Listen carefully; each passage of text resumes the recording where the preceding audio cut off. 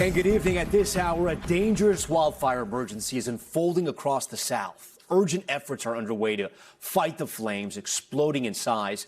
Georgia declaring a state of emergency, and residents urged to get out now.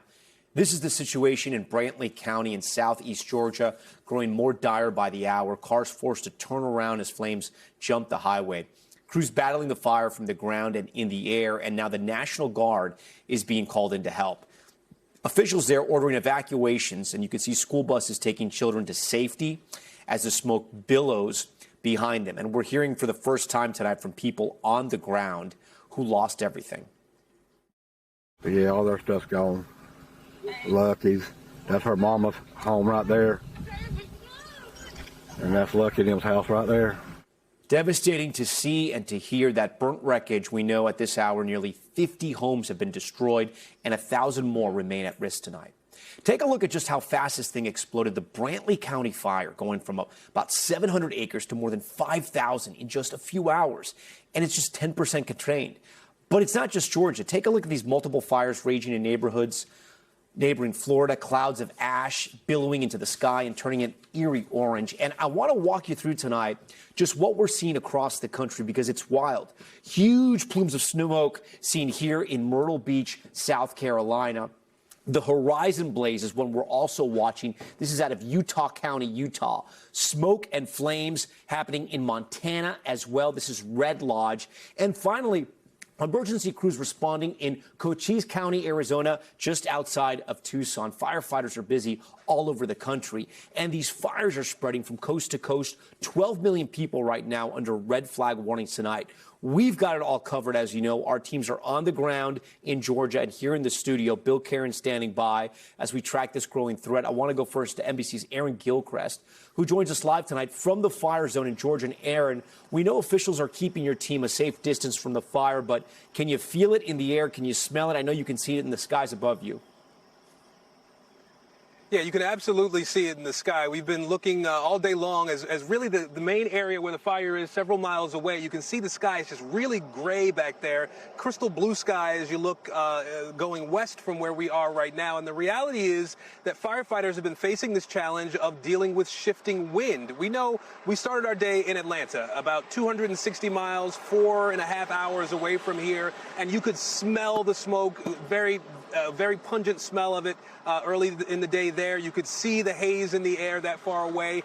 Right now, we're starting to again smell some of the smoke in the area where we're standing here in Nahana, not far from where the fire is burning at this hour. And that shifting wind is really something that's been concerning officials. We were told at one point today that this 5,000-acre fire was contained, about 10% contained, and that they were working to contain it further. But the reality was they don't believe that they believe that it is possible that that number could go down.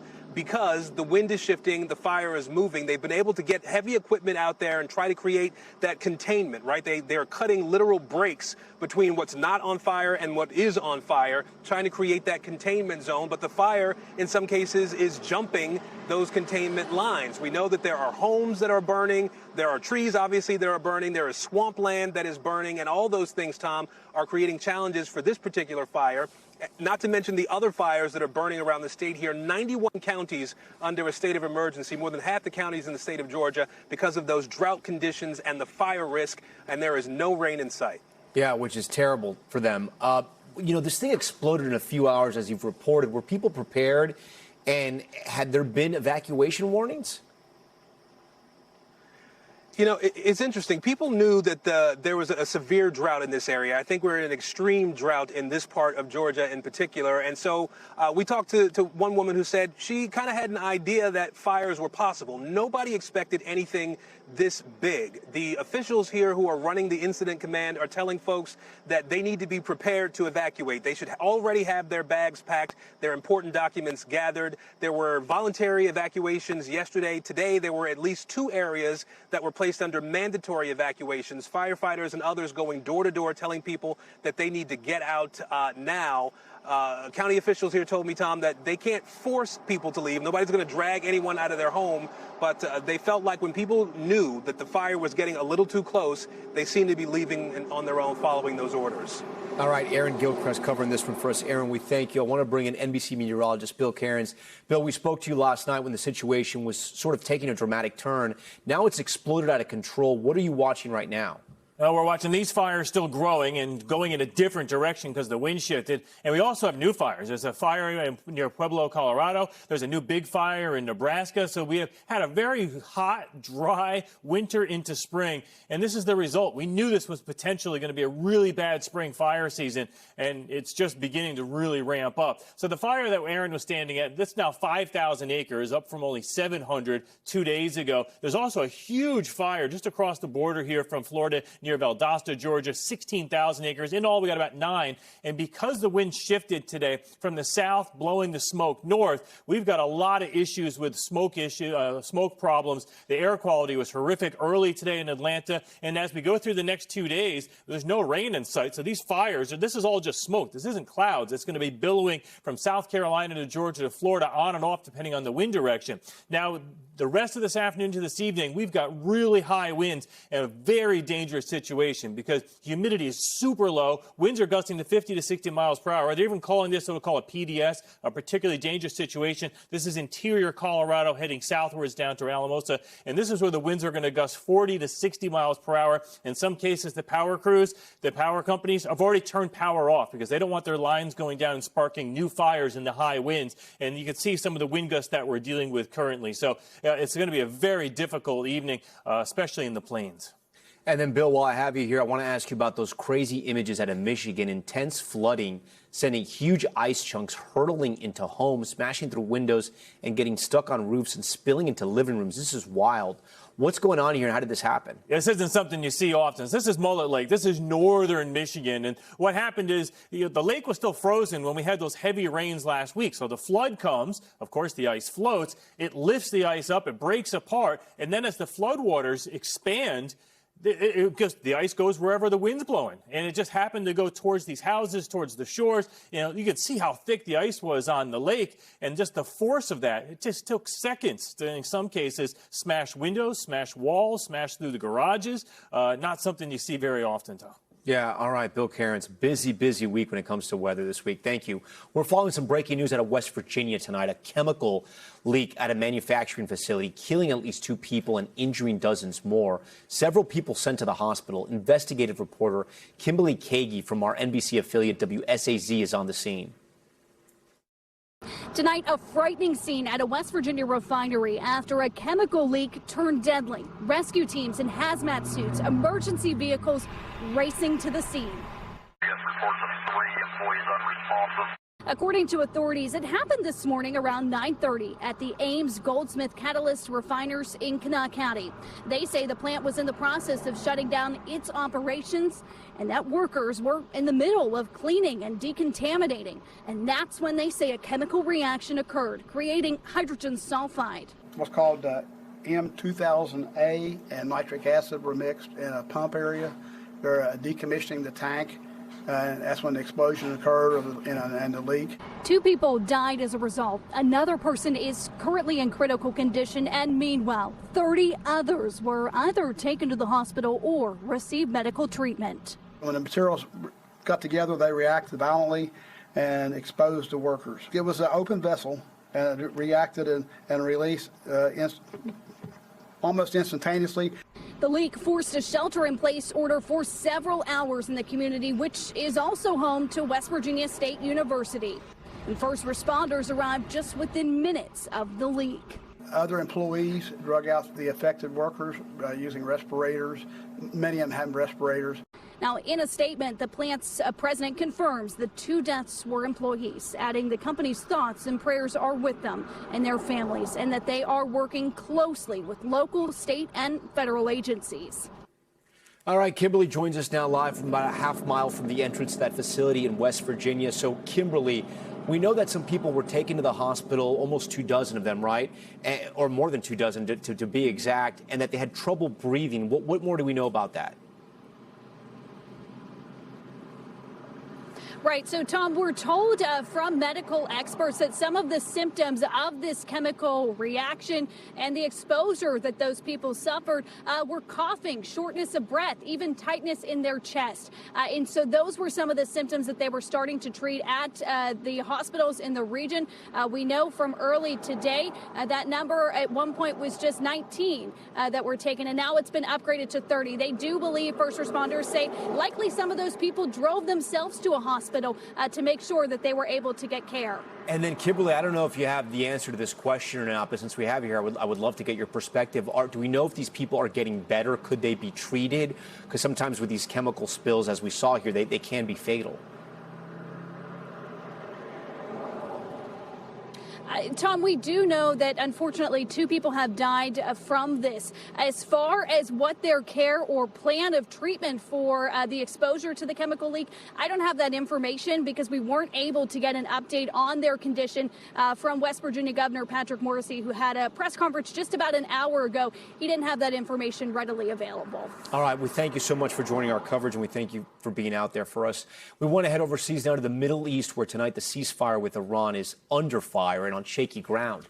Iran attacking and boarding commercial ships in the Strait of Hormuz just hours after the ceasefire was extended. Iran releasing video they say shows those moments, and tonight we're also learning the U.S. Navy Secretary is abruptly departing in the middle of a war. Keir Simmons is following it all for us. Tonight, the Iranian regime putting out video claiming to show its troops attacking and seizing commercial ships in the Strait of Hormuz. The images, set to music, show them masked and armed. 2 ships were forced from the international waterway into Iranian waters, according to Iranian state media.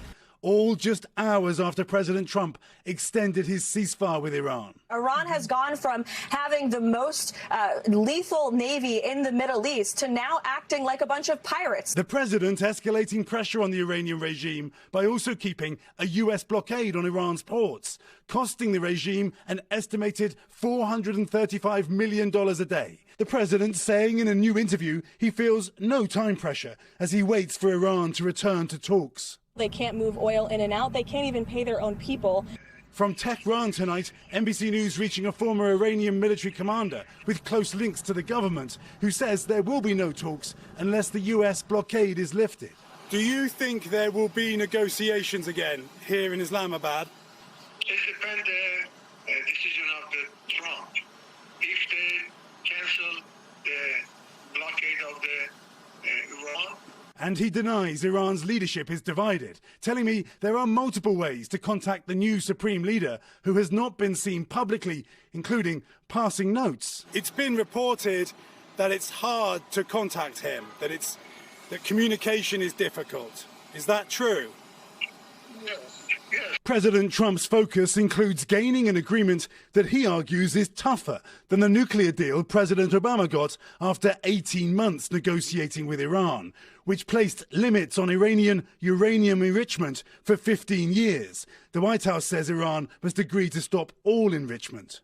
All right, with that, Keir Simmons is on the ground in Islamabad, Pakistan for us tonight. And Keir, you have new reporting about that shakeup at the Pentagon? That's right, Tom. The Pentagon announcing the Secretary of the Navy, John Phelan, is departing the administration effective immediately. This is a civilian post appointed by the White House. Undersecretary Hung Kao will replace him. It's just the latest Pentagon shakeup the Army Chief of Staff has fired earlier this month. Tom? Okay, Keir Simmons for us. Keir, we thank you for that. Back here at home on Capitol Hill, Health Secretary Robert F. Kennedy Jr. grilled by senators over his response to the measles outbreak and his record on vaccines. NBC's Ann Thompson has more. You want a grandstand? Can you answer? I can answer that question. Yes, I didn't cause no. the measles epidemic. It started before I came in. In 2 Senate hearings today, HHS Secretary Robert F. Kennedy Jr. deflected any blame for the nation's largest measles outbreak since the childhood disease was declared eliminated in 2000. I had nothing to do with the measles outbreak here. With vaccination rates declining, there have been more than 4,000 confirmed cases nationwide since 2025, more than 1,700 this year alone. 2 children in Texas died. A year ago, Kennedy, a vaccine skeptic, raising doubts about the shot's safety. There are adverse events from the vaccine. It does cause deaths every year. Today, the secretary endorsing the same vaccine. Are you taking the position, as your CDC director has taken, that the measles vaccine is vital to keeping American children healthy in this country? Are you taking that position today? That has not been your position. That's my position. We promote the measles vaccine. The concern about vaccines bipartisan. Are you taking steps now to ensure vaccine guidance is clear, evidence-based, and trustworthy, and what those steps would be? Absolutely. Republican Bill Cassidy, also a doctor and sometime Kennedy critic, focused on diseases that could come with World Cup fans. You're pointing out that other countries have outbreaks, which increases the likelihood they will bring that here, and our immunization rates have fallen below 95%. We are laser focused on that. We have booths and testing booths and institutions all over the games. All right, Ann Thompson is joining us now live on set. So, Ann, you're also tracking news from a CDC study on the COVID vaccine. I know. And this we get from an HHS spokesperson who confirms tonight that the acting head of the CDC actually stopped the publication of this study, which showed that the COVID vaccine dramatically reduced emergency room visits and hospitalizations. The director reportedly had issues with this study, and that study found, Tom, that the odds decreased 50% for emergency room visits, 55% for hospitalizations. Important information. I'm glad it's out there now. All right, and we thank you for that. Mexico's president tonight calling for a thorough investigation after 2 American CIA officers were killed in a car crash inside the country. Their deaths following a major drug bust, sparking questions even by the president of Mexico about the U.S. involvement in that cartel crackdown. NBC's Gabe Gutierrez explains. This is what Mexican authorities say was a massive drug lab hidden in the woods. You can see rows of canisters, bags, and ovens, a rare look inside a secret meth lab in northern Mexico. But tonight, what happened after the law enforcement operation is raising questions about U.S. involvement in the crackdown. A source with knowledge of the matter tells NBC News 2 CIA officers, along with 2 Mexican officials, died following the operation this weekend in a car accident. Mexico's President Claudia Sheinbaum is promising a thorough investigation, adding that while Mexico and the U.S. share intelligence, joint operations are not permitted under Mexican law. So far, she says, the information we have is that they were indeed working jointly. Let's put it that way. Late today, the White House responding. I think the president always wants to see more cooperation when what we are doing is not only a benefit to the American people, but to her people as well, to crack down on these cartels. The incident comes as President Trump has ramped up pressure on Mexico to target cartels, even previously suggesting the possibility of airstrikes within the country to stop them. We have to eradicate them. We have to knock the hell out of them. In response, Sheinbaum's government has extradited dozens of cartel suspects to the U.S. And earlier this year, helped by U.S. intelligence, Mexican authorities killed the notorious drug lord El Mencho. Tom? All right, Gabe Gutierrez first. Gabe, we thank you. We're back in a moment with the new concerns about insider trading on prediction markets. Kalshi suspending 3 political candidates for allegedly betting on their own races. Our Brian Chung spoke with one of them. And the terrifying rescue caught on camera. Tourists left stranded on a seaside cliff. How crews finally pulled them to safety. That's ahead on Top Story.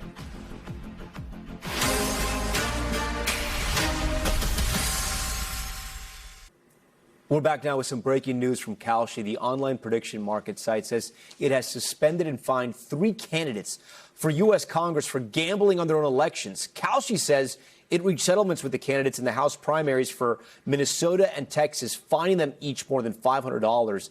The biggest penalty went to a Senate candidate for the Democratic primary in Virginia, who Kalshi says owes a $6,000 fine for placing bets that he would run for office. Here to break this down for us is NBC's Brian Chung. And Brian, take this step by step for people that may not understand what Kalshi exactly is, but because this is so wild. Yeah, well, again, when you register for Kalshi, you have to attach a driver's license, you have to have personal identifying information, and so for that reason, it actually wasn't that difficult for this platform to find out that people were betting on their own election races. In this case, as you point out, there were 3 candidates, 2 House candidates, 1 in Minnesota, Minnesota, one in Texas, and then a Senate candidate in Virginia that bet on their own races. Kalshi was able to identify them, and in the case of two of them, settled with them. And as you mentioned, there was a few $100 fine for the one that did not settle with them. They're now fining that person a few $1,000s. That's Mark Moran. But again, this is what Kalshi says is them trying to stamp down on potential insider trading on their platform. Do you know if the candidates bet using their own names? Yeah. It wasn't like they're trying to hide the fact. You have to, because you have to attach personal, you have to either a passport or an ID card. And you actually spoke with somebody who was affected by this, one of the candidates. Yeah, so Mark Moran is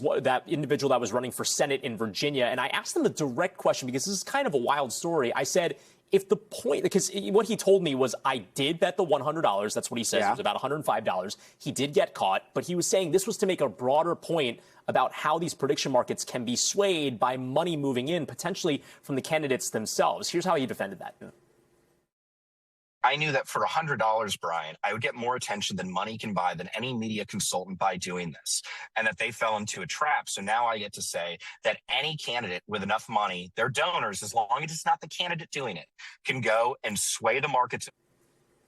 And so, again, that's Mark Moran there. He was arguing that he was trying to make a point here, but he also admitted on the record that he did break Kalshi's rules and that he got caught for it. And so, again, this is just part of the overall conversation. There's a lot of anxiety, a lot of concerns about insider trading on platforms like Kalshi and also Polymarket. And I think that these politicians kind of getting essentially self-policed by Kalshi advances the story. So it's not just politicians, right? Would it be anybody with insider information? Like if you worked for a politician, you worked, say, in a White House administration, could you still bet on the platform, or that would be illegal too? Yeah, well, I mean, look, insider trading would be anyone that has information that is not publicly available to anyone else, like a politician that is running in the race and has control over what the outcome of that would be. Again, when it comes to other types of markets, the question here is, where does the CFTC, which is the agency that regulates these types of platforms, how rigid are those rules? And is that codified in the law, or something that Congress would need to more clearly define? I think that's an open question with this very fast and new emerging technology. And it'll be interesting to see if they actually pay these fines, like who's going to enforce them,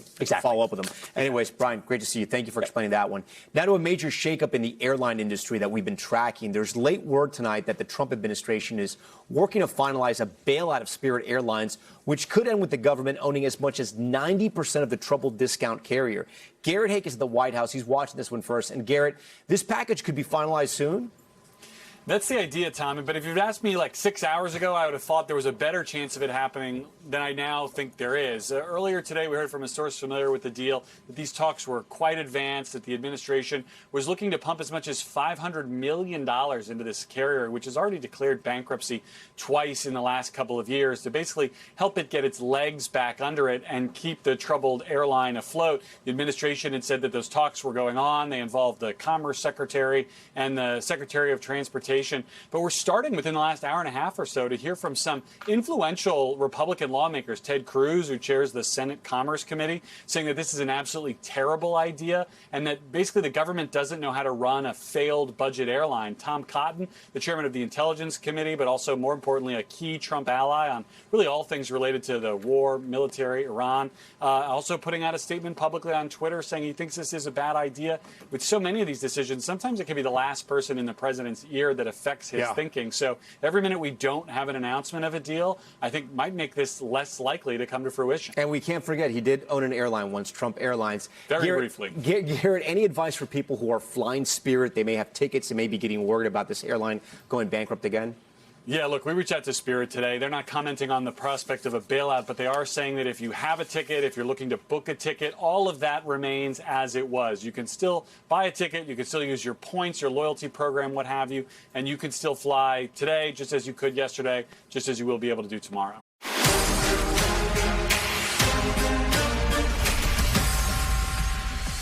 Back now with Top Stories news feed, and we start with an update on the redistricting battle in Virginia that could have a major impact on the balance of power in Congress. Voters there approved a Democratic plan to redraw congressional maps. The move could allow the party to pick up as many as 4 new seats in the House. It's part of a broader redistricting push in several states across the country as both Democrats and Republicans look to gain ground ahead of the midterms. And a scary moment in the middle of a hockey game when a pane of glass broke and fell onto a coach.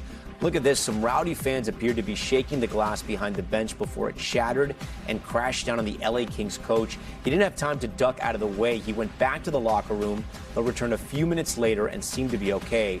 And a rare artifact from the Titanic hitting the auction block. This is a gold pocket watch made by Patek Philippe that once belonged to one of the ship's wealthiest passengers, John Jacob Astor IV. The watch sold today in Chicago to an Irish businessman for more than $1 million. It was recovered from Astor's body days after the Titanic sunk in 1912 and still keeps good time after it was fixed. Close encounter out at sea. Look at this video capturing a massive whale rushing by this rowboat as the crew was journeying across the Atlantic. The whale swims underneath, rocking the boat and making a big splash. One of the rowers says the incident happened in January and that they saw about 6 sperm whales out there on the ocean. Pretty cool. Okay, turning overseas with a heart-stopping rescue in Australia. 7 tourists, including children, trapped on a cliff for hours. First responders later hauling them to safety one by one. Our Liz Kreutz has the details. This jaw-dropping footage shows the terrifying rescue. 7 tourists seen here huddling on the side of a steep cliff in Australia. Turbulent white-cap waves crashing below them. First responders say the group of 4 adults and 3 children were hiking around the edge of the water on the country's southeast coast, about 4 hours south of Sydney, when they became trapped by the high tide. They managed to climb up the rocky cliff to that thin ledge where they spent 3 nerve-wracking hours pressed together as rescue crews rushed to help. A helicopter arrived first, but the conditions were deemed too dangerous, forcing the hikers to instead be extracted one by one up the cliff. All 7, thankfully, making it out safely, but officials describing the ordeal as a dangerously close call, saying had the waves gone just a foot higher, the group likely could have been pulled into the sea. Liz Kreutz, NBC News.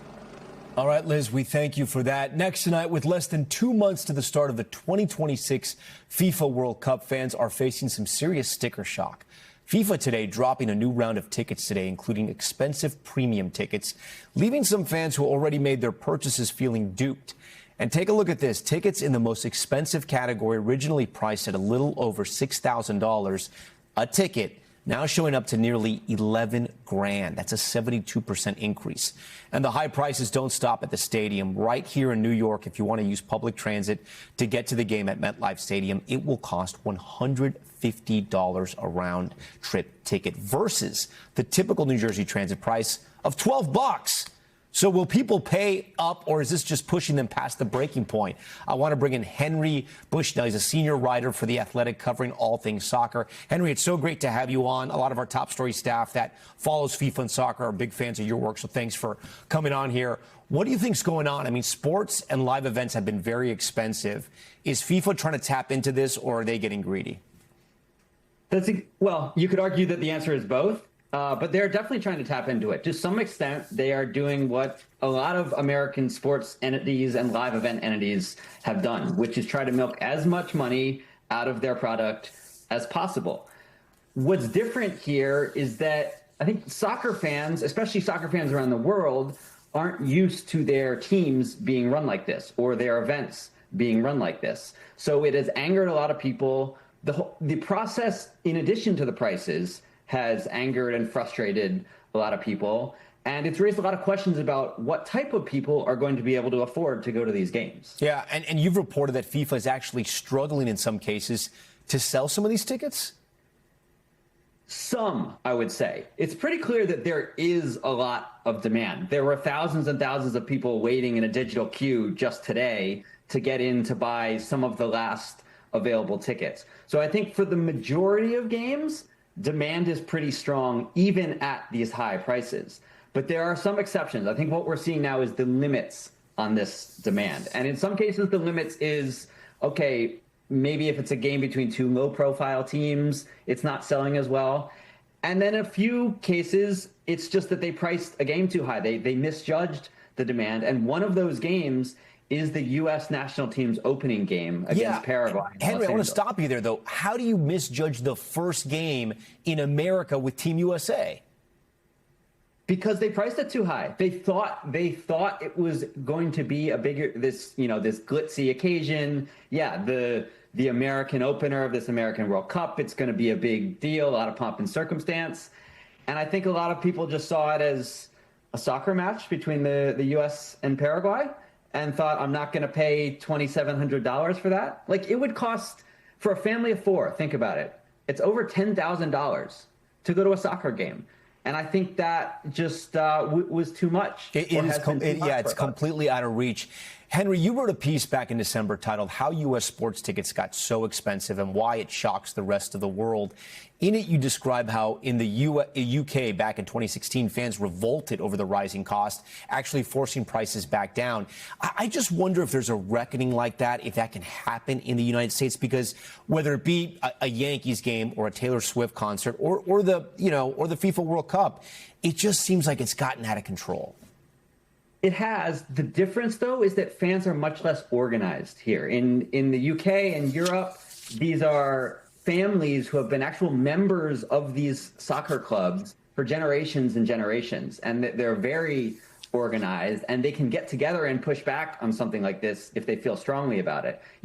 This happened back in 2016, as you mentioned. It's happened much more recently this year. There is pushback against tickets that are less than $100. And it's especially difficult around the World Cup, right? Because this isn't a recurring event.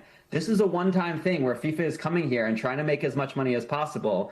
And you're either getting on board and you're going to it, or you're refusing to, and FIFA's kind of going to leave you behind. So it's very difficult to organize against something like this. Yeah, I want to ask you about the demand for the tickets. Going back to FIFA, the average ticket price for the 2025 World Series, right, at Dodger Stadium was between $340 to $550, probably much higher than up to anyone who got those tickets, ranging to almost $900 for VIP. So the MLB, and I think some of our estimates there are just sort of what they were when they first sold them, and then, resell even higher. But Taylor Swift, all these events, Americans going crazy for, they're willing to shout the cash. In soccer, and you kind of mentioned this a little bit, when people fly over, do you think that they're going to generate the same type of interest, especially in the resale market? I think what FIFA would argue is we are bigger than all of those events. The World Cup, and I think to some extent they're right. The World Cup it has Olympics level reach and popularity around the world. And even if soccer is not the most popular sport in the United States, there are a lot of soccer fans here. They might not necessarily be fans of the U.S. team, which is what we're seeing with the opener, but there are a lot of people who want to go to this event. And there also are just a lot of Americans with a lot of money who enjoy big events. And even if they're not necessarily a soccer fan or a sports fan, they see this thing coming for the first time in 32 years. They want to be a part of it. They want this potentially once in a lifetime experience. Henry, and I think that's what FIFA has successfully sold it at. When the reckoning does come over these ticket prices, whatever they may be, concerts or sports, you let me know. We will have you back on. I want to make sure we report on that moment. Henry, thanks so much for being here. We are back now with more of that ongoing violence in the Middle East. Nearly 2 months after the start of the war, our team is on the ground in a hard-hit area of southern Lebanon. We'll take you inside a town that's considered a Hezbollah stronghold, where residents are grappling with their new reality after a series of deadly Israeli strikes. Yasmin Boussouvian has more. Just minutes before the ceasefire between Israel and Lebanon went into effect last week, Fadel Hijaz was sitting on his bed alongside his 8-year-old grandson in the southern Lebanese city of Tyre, preparing for sleep. Everyone was up, laughing. The children, my wife, my daughter. Moments later, his entire life changed. An Israeli airstrike blasting apart his home. It felt like an earthquake hit me. Stones started falling over me. The strike killing nearly every member of his family that was inside. My wife is dead. My daughter is dead, along with her daughter and her son. Beneath the rubble with his 8-year-old grandson, he didn't know which way was up or down. He says he was given no warning. I don't understand why we were targeted. Everyone who was killed was a civilian unarmed. Nearly 30 people died in this strike, according to local officials. The IDF has said they are only targeting Hezbollah and that the strikes are in response to Hezbollah attacks into Israel. Tyre is a Hezbollah stronghold with streets lined with their yellow flags and posters of Iran's fallen supreme leader. We've lived through 50 years of wars and injustice. but nothing like this war has ever happened. Just a few blocks away lives Fatima, a 28-year-old mother of 2 girls. She says last week she saw an IDF warning on Instagram that an attack could be coming. She evacuated shortly before a strike on her apartment. It was April 8th, considered by many in Lebanon to be the deadliest day of Israeli strikes since fighting broke out. They are still living there without exterior walls. The floors are covered with debris and dolls. Her family survived, but now Fatima is navigating how to raise her children with the scars of violence. Now, whenever they hear a plane, they say, "Mom, the plane is coming to destroy our toys." I try to comfort them. I would tell them, if we leave, we're handing our home over to the Israelis. Thank you. Thank you. Shukran. Fatima and Fidel, neighbors in life and now neighbors in war. Yasmin joins us now. And Yasmin, that's quite the sobering look of what's happening there in Lebanon. Peace talks between Israel and Lebanon are set to pick up tomorrow. How close are they to a potential deal? We don't know how close they are, Tom, and I say that because one of the biggest issues when it comes to these peace talks is the buffer zone. And Israel has repeatedly said they will not retreat from the buffer zone unless the Lebanese government commits to disarming Hezbollah and actually sees some traction in disarming Hezbollah. Hezbollah holds a lot of seats in parliament here in Lebanon. I think the major question here going into these peace talks is whether or not the Lebanese government has the ability to disarm Hezbollah. They have voiced that they want to disarm Hezbollah, but the real question is whether or not they have the ability. And that buffer zone, Tom, by the way, is just a couple of kilometers south of where we were today in Tyre, Lebanon. Yeah, you and your team stay safe while you're there. Really compelling reporting. We thank you again, Yasmin, for being there for us. Now to Top Stories Global Watch, and we start in the Pacific, where teams are searching for crew members who went missing when a cargo ship overturned. It happened near the Northern Mariana Islands when a powerful typhoon hit the area last week. So far, searchers have found the body of one of the members, but they're still looking for 5 others. Officials hope they may have made it to a life raft. And dramatic video from a concert in Finland showing a conductor accidentally knocking a rare violin out of a musician's hands. You can see the conductor open his arms, then clip the violin, sending it flying through the air before hitting the ground. Now, we say a rare violin. The instrument is reportedly very expensive, worth more than $1 million. Luckily, the musician says her violin is perfectly fine. Wow. Okay. In Romania, authorities just welcomed back a 2,500-year-old golden helmet after the national heirloom had been stolen. They say the ancient helmet was taken along with 3 gold bracelets when thieves broke into a Dutch museum last year. They're some of Romania's most important archaeological objects.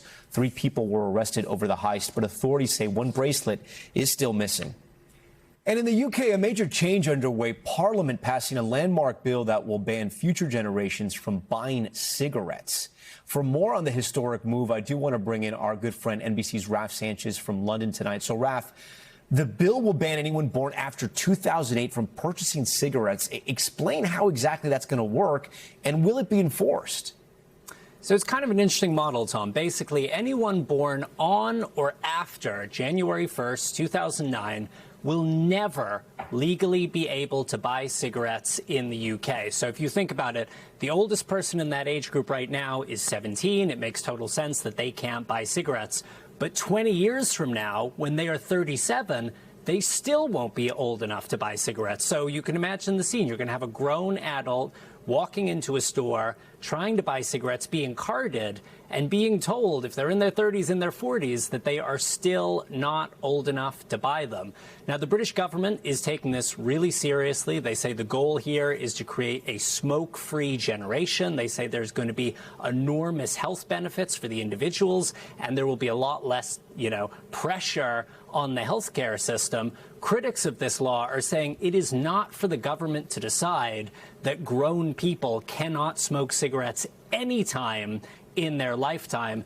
It is interesting, Tom. New Zealand passed a similar law to this back in 2022. It was brought in by one government. There was an election. New government came in, and that new government scrapped the law. And the reason was they were losing so much tax revenue from the sale of cigarettes, cratering, that they just couldn't afford it. They needed that tax money coming in, and so they repealed the law and they made smoking legal again for that cohort. Sort of a terrible calculation there, but I mean that's the way life goes. When you think, and this is obviously coming from an American, but Europe has a very long history with smoking and a very long history with cigarettes. How is this taking in the UK? I mean, do people think this is a good idea, or do they think it's too intrusive? So it's interesting, Tom. Definitely, if you walk around London, it feels like you're seeing more people smoking than you do in New York. I actually looked at the numbers. It's about 10% of the population in both of these countries. Much, much higher in France, about a quarter of the population here. When you ask people, a lot of older people are saying this sounds like a good idea. There aren't that many young kids who say, oh, I really want to get hooked on cigarettes. But I think the real crunch point is going to be a couple of years from now when these 17-year-olds are older and they are finding that people who are even just a little bit older than them are allowed to legally buy cigarettes and they are not. It's kind of an interesting question of intergenerational fairness. Tom. Yeah, and I was going to ask you about that as well. Does this apply to vaping? Yeah, it's a really good question. So this rolling ban does not apply to vaping. This law does give the British government new powers to regulate vaping, though. So the government is going to have a lot of say here about what flavors can be sold, about how it can be advertised, about what the packaging will look like. And the whole idea behind that is to try to make sure that younger people don't get hooked on vapes, even if they can't legally buy cigarettes. So. All right, Raph Sanchez, I want you to stay on this first because I'm curious to see if this works, because if it does, it may be a model for more countries to come. We'll see. And we'll see what happens after the tax money doesn't come in. We'll see if they keep it. All right, Raph, thank you for that. When we come back, the big debut at the National Zoo, we'll introduce you to the adorable baby elephant who's already becoming a star. Stay with us.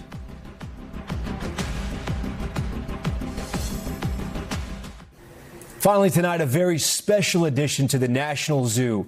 A 2-month-old elephant making a big splash as she meets the world for the first time. Our Ryan Nobles is there.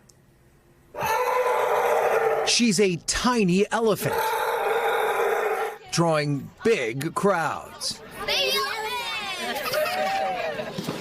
Lin Mai is the first elephant born at the National Zoo in nearly 25 years. Making her public debut in Washington, D.C. today. Her name means spirit blossom in Vietnamese. The young elephant already a hit with this young crowd of fans. What made you excited about it? Because it was cute. What do you like about elephants? Because they have trunks and they can squirt water at people. Yeah. She's just a few months old, but already weighs more than 500 pounds. Did you think she seemed really big or really small? Really small. So what if I told you she weighed 500 pounds? Would that surprise you? Yes. Yes. For now, she's still drinking out of a bottle. They don't come out of the womb just knowing how to use their trunk. They've got to be taught. Correct. They're very similar to us in the fact that they need to learn how to be an elephant and how to master the skills to be successful at it. Would you want to feed the baby? Yeah. Yeah, you would? Yeah. The National Zoo choosing Earth Day to highlight the importance of protecting elephants. With fewer than 50,000 Asian elephants left in the wild, they say every birth matters.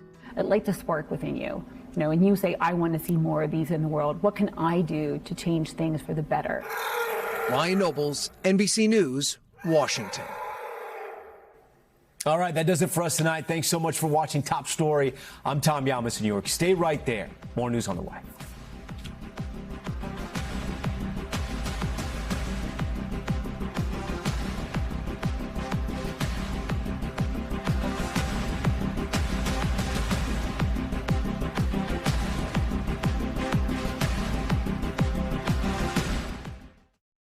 We thank you for watching, and remember, stay updated on breaking news and top stories on the NBC News app or watch live on our YouTube channel.